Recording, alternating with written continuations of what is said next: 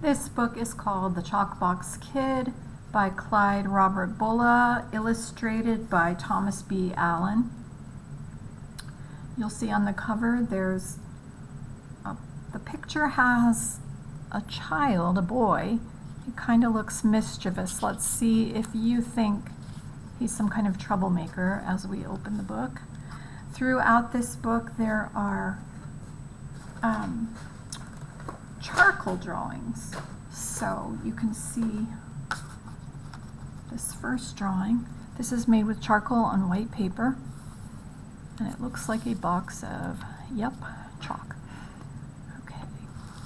This book was published in 1987, so I believe this book is set in the 1980s. That is before there were cell phones, and I'll show you on this page.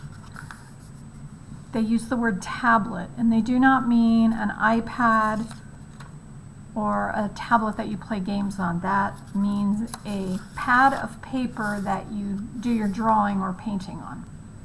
Okay, so this first picture is made of charcoal, and you can see this boy and a grandfather clock, and the drawing's pretty moody. Do you think he looks happy? I think he does not look happy. All right, the first chapter is called The Room. Gregory heard the clock strike. It was an hour till midnight. His birthday would soon be over. He went to the door and looked out into the street. "Shut the door," said Aunt Grace. "I thought I heard the car," he said. "Gregory," said his aunt, "the cold air is coming in." He shut the door. He went back and sat by her on the sofa. His tablet and paints and brushes were out on the table, but he didn't feel like painting. He sat there and tried to watch television with Aunt Grace. It had been a long day. So far, it was his very worst birthday. He had wanted to go with Mother and Daddy. They were moving to another house, and he hadn't even seen it yet. "If you go with us, you'll just get tired," Mother had said. "I want you to stay with Aunt Grace." He had thought she didn't remember what day it was. He had told her, "I'm 9 years old today." "I know," she had said, "and I'm sorry we can't have a cake or a party. There's just no time. We have to finish moving." But he kept thinking there would be something for his birthday. He went to the door again. This time the car was there.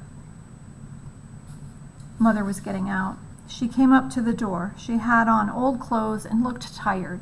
"Hello, Grace," she said. "Thank you for keeping Gregory. Are you ready, Gregory?" He picked up his tablet and paints and brushes, and he was ready. They went out to the car. She sat up front with Daddy. Gregory got into the back. They drove across the city. Gregory went to sleep. When he woke up, they had stopped under a street light. The light shone on a house. "Is this it?" he asked. "This is it," said Daddy. Daddy had lost his job at the factory. Now he had a different job. That was why they had had to move. The house was small and it needed paint. It looked as if it had grown out of the sidewalk. There was no yard at all. They went inside. Gregory saw boxes and papers. He saw bare walls. "You'd better go to bed," said Mother. "Where?" he asked. She showed him a room. His bed was in it. See another one of these really nice illustrations. His chair and table were in it too. He asked, Is it mine?" "Do you like it?" she asked. "Oh, yes," he said. "It used to be a porch," she told him. "We had a wall put in and the window." So there was something for his birthday. There was something better than a cake or a party. And if you look at this picture, I really like the way the artist used dark here and white here to show how bright the light of the lamp is. And you can see his mom and Gregory. I just think that's a really nice illustration. Also, one thing at the top, there's a little fruit. Do you see that? I think that they are giving us a hint about what's coming next. "Go to bed now," said Mother. She went out and left him there. He sat on the bed and looked at the room. It was not very wide, but it was long. It was a big room for such a little house. He looked at the floor and the walls and the ceiling. He looked into every corner. This was what he had always wanted. a room of his own. He heard a clock strike. His birthday was over, and it was the best birthday he had ever had. All right, here are some questions for chapter 1. Who is the main character? Why, in the beginning of the chapter, why is the main character unhappy? Why did the family have to move? And what makes the main character happy? So you can take some time to answer those on paper, or you can just be thinking about the answers. And chapter 2 is called Uncle Max. Gregory woke early. The day was coming in. He lay there and looked at the room that was all his. By the bed was the box he and Mother had packed. His things were in it. He got up and began to dig in the box. He found his old yellow robe and put it on. His tablet and paints and brushes were on the table where he had put them last night. And here we can see a picture.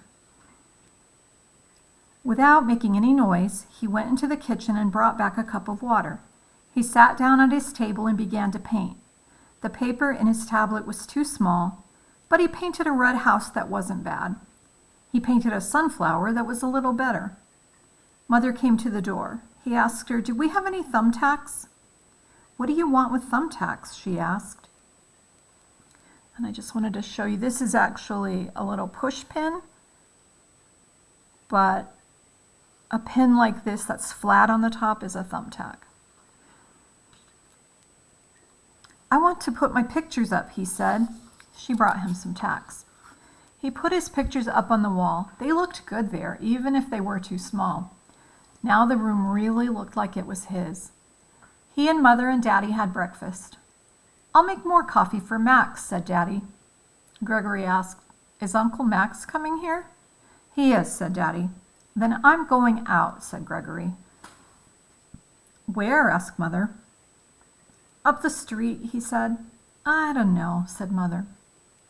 "Oh, let him go," said Daddy. "He just wants to see the new neighborhood. Isn't that right, Gregory? Don't you want to see the new neighborhood?" "Yes," said Gregory. He went out. The air was cold, but it felt good. It felt like spring. He walked up the street. It was Sunday morning, and not many people were out.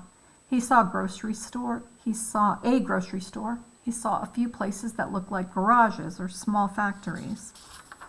Now we're getting a look at the street that he's walking down, and there he is. The next block got better.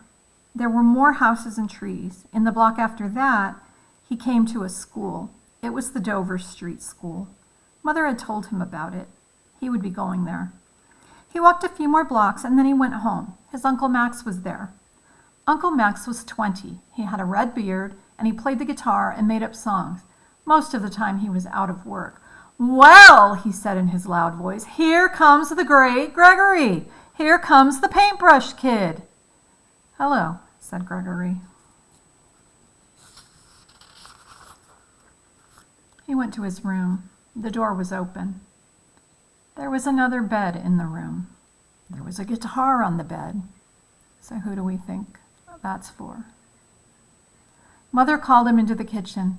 "Uncle Max will be with us for a while," she said. "He isn't working now. He needs a place to stay." Gregory looked at her. "It won't be so bad," she said. "It's not my room," he said. "It's his." "It's yours too," she said. But he knew how that would be. "Why don't you like your Uncle Max?" she asked. "He thinks he's important," said Gregory. "He is important," said Mother. "We all are." "He thinks no one is important but him," said Gregory. He went outside. There was concrete all around the house.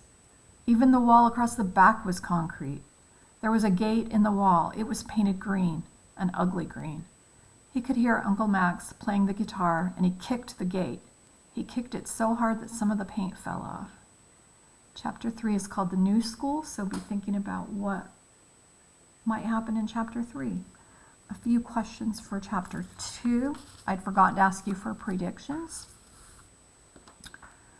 All right, what does tablet mean in this book? I keep bringing this up because it is important. Number 2, Gregory says that if Uncle Max is coming, then Gregory is leaving.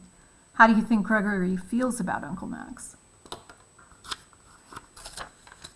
And this last question, how does Gregory feel at the end of chapter 2 and why? And those are the first 2 chapters of the ChalkBox Kid.